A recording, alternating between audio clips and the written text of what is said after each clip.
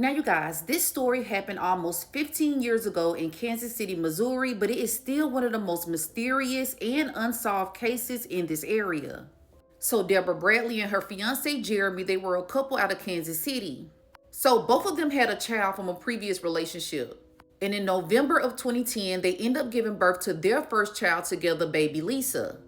So, baby Lisa, she was named after Deborah's mother that passed away, and baby Lisa was extremely loved. Now let's fast forward to October of 2011. So Jeremy, he's an electrician and he gets off work around 2:30 p.m. Now his schedule is all over the place. Sometimes he goes to work in the morning, sometimes he goes to work at night, and sometimes he's just called in at random times. But on this particular day, he comes home around 2:30 p.m. and he tells Deborah, look, I got the kids, go handle whatever business you need to handle. So she decides to go to the grocery store in order to pick up some baby food and some wine. So Deborah's brother, a man by the name of Philip, he ends up coming over to the house. And he goes with Deborah to go get this baby food and wine. Now, I'm not sure if he's the one who actually drove her there or if he was just coming over there and just so happened went with her. But there is surveillance of him and her at the grocery store, and they are picking up wine and baby food.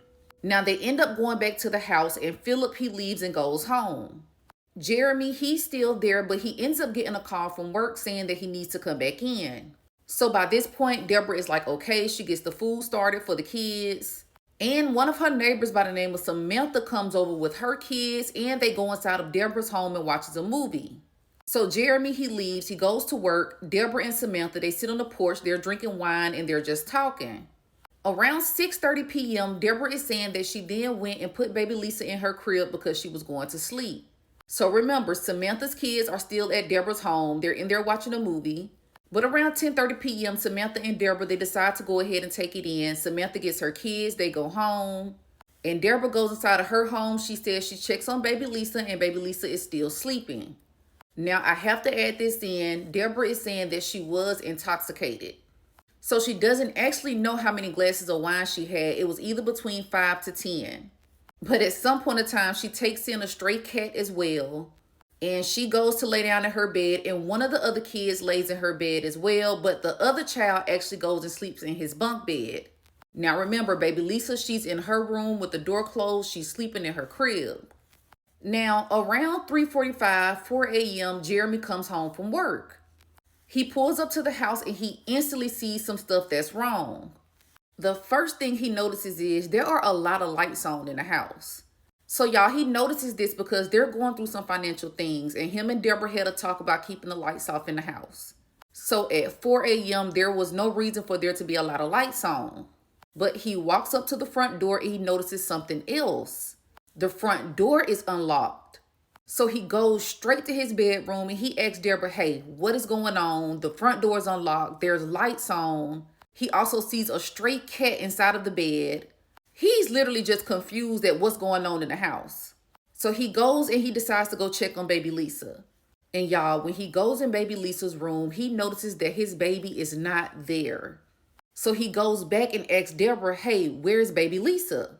And she's confused. She's still kind of out of it, but she has no idea where baby Lisa is as well. So now, y'all, they're looking all over the house for baby Lisa because remember, she's 10 months around this time. Maybe she got out of the crib some type of way. Maybe she's hiding somewhere. Maybe she fell asleep somewhere after getting out of the crib. But they don't find baby Lisa anywhere. This prompts Jeremy to go next door to Samantha's house. And she's confused because she's like, I'm thinking baby Lisa's in the bed asleep. I have no idea where she is as well. So y'all, this is where the story gets kind of crazy because Jeremy goes back to his home and the couple has 3 cell phones that they leave on the kitchen table. Now, granted, only one of these cell phones actually work. But when he went to go grab one of the phones in order to call the police, y'all, all of the phones were gone. So he ends up going back out to the truck. He gets his work phone. He calls police. And that's when the search for baby Lisa begins. I said, call 911, call 911. Obviously, they are our main focus. I'm not calling them suspects. What's going on? Where's she at? Why is she gone? Now they're looking for a body and a baby. We all want the safe return of baby Lisa. So you guys, this hits national news. Everybody in the world is looking for baby Lisa. And the first people that the police look at are the parents. So when it comes to Jeremy, he was actually at work at a local Starbucks and he was doing electricity work. There is surveillance of him at that actual location up until the time that he left. But when it comes to Deborah, there is really not much that police know about her situation. Y'all, they question her extensively and she tells them, look, the only thing I'm guilty of is being intoxicated. She insists she has no idea where baby Lisa is. She didn't harm baby Lisa. And she is just as confused as everybody else. Now, they end up giving her a polygraph test and she fails it. Now, this is what police are saying. And after that, Jeremy and Deborah decide no longer to talk to police. Until Thursday night. They've always been free. They've been cooperative up to this point, but early this evening they decided to stop cooperating with detectives. So the reason they stopped cooperating, you guys, was because this. Neighbors in the neighborhood said that on that same night that baby Lisa went missing, they saw an unidentified man walking with a baby. Now, this was not just one report or one witness that said that. This was multiple witnesses that said that. Not only that, there was also a motorcyclist that said that he saw this man that had a baby and he stopped and tried to help the man. The baby was half dressed and he felt like it was too cold out there for a baby to be out there. But this man insisted that he didn't need the motorcyclist's help, so the motorcyclist just left.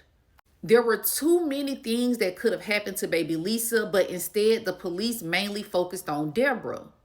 Now, another thing I want to point out is there was this man that was homeless that would do work in the area.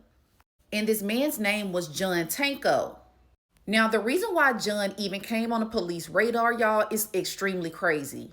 So, remember the 3 cell phones from their kitchen that was missing? There was somebody who actually placed a call from one of them. And this call was placed to a woman by the name of Megan.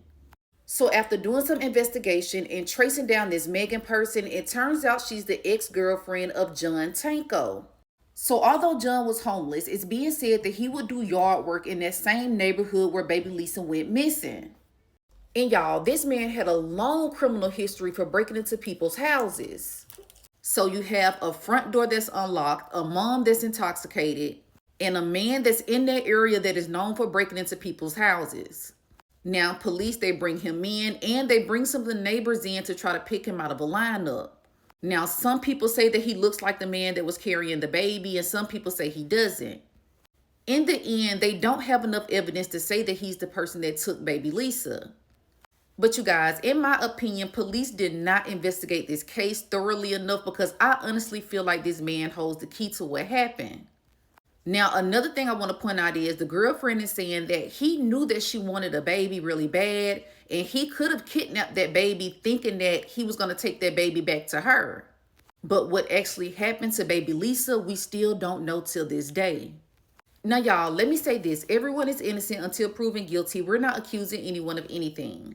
A lot of times when I do these cases, the first thing I point out is the parents. But for some reason in this case, I feel like Deborah is guilty of being negligent. She didn't really pay attention because she was drunk. But I do not think that she did something to her baby. For one, there were other kids in the home. Those kids were questioned. And she didn't know what time her husband was coming home. He could have came home at any point in time. I think that somebody in that neighborhood was watching his family. They saw Jeremy leave. They saw the other neighbor leave. They saw her being intoxicated. They waited till she was in the house for about an hour, and then they went in thinking that she was asleep. Now, I think initially whoever did this was probably going in to break in. But for some reason, y'all, I feel like baby Lisa might have gotten up and started crying. And I think that this person decided to take this baby, but we do not know what this person did with this baby. Now, I know some people might disagree with me when it comes to this case, and they might think that the mom knows more. Comment below and let me know your thoughts on this case. It is still unsolved till this day.